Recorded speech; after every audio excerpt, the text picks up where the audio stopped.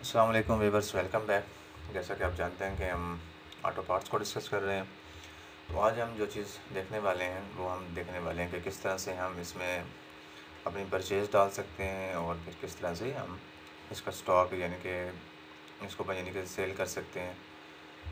तो सबसे पहले हम चले जाते हैं कि परचेज़ हमने किस तरह से डालनी है। तो ये परचेज़ के सेक्शन को हमने ओपन करना है, परचेज़ इनवॉइस को। तो यहाँ पे सबसे पहले हमने अपना जो है सप्लायर वो सिलेक्ट कर लेना होता है।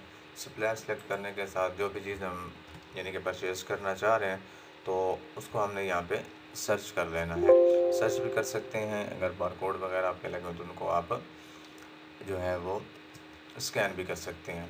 ये एक मेरे पास बम्पर नाम की प्रोडक्ट है, तो यहाँ पे इसको मैंने सर्च किया तो ये सबसे पहले मुझे बता रहा है कि मेरे पास इतनी क्वांटिटी अवेलेबल है।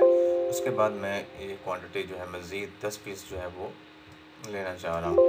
तो इसको मैं यहाँ से ऐड करके इसका यहाँ पे कॉस्ट प्राइस वगैरह अगर चेंज करना चाहूँ, रिटेल यानी कि सेल प्राइस चेंज करना चाहूँ तो कर सकता हूँ और इसको मैं यहाँ पे सेव कर दूँगा।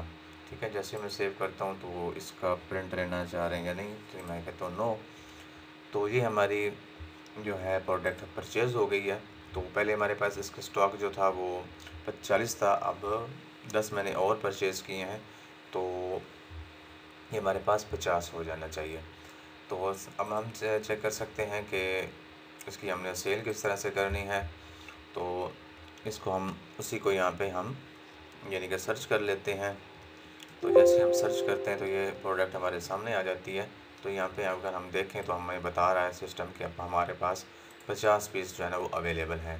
ठीक है, तो इसी तरह से हमने हमारे पास एक कस्टमर आता है उसको ये चीज़ देते हैं। तो यहाँ पे अगर हमारे पास उधार वाला है तो हम कंट्रोल डी करेंगे, अगर कैश सेल वाला है तो हम कंट्रोल एस करेंगे। तो ये हमारी सेल जो है वो बन जाएगी।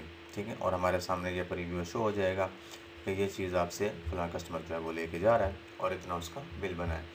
तो जो फुटर वगैरह हमने वहाँ पे दिया था वो भी यहाँ पे आ जाता है। ठीक है, तो ये सारी यानी कि इस तरह से आप इसकी सेल बना सकते हैं।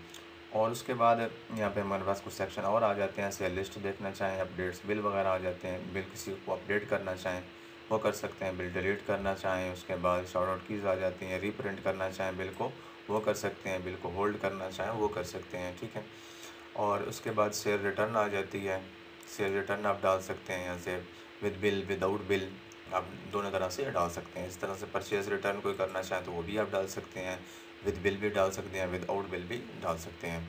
तो ये सेल के हवाले से और परचेज़ के हवाले से एक हमारी छोटी सी वीडियो थी। उम्मीद है आपको पसंद आई होगी। मिलते हैं नेक्स्ट वीडियो में। Thank you so much.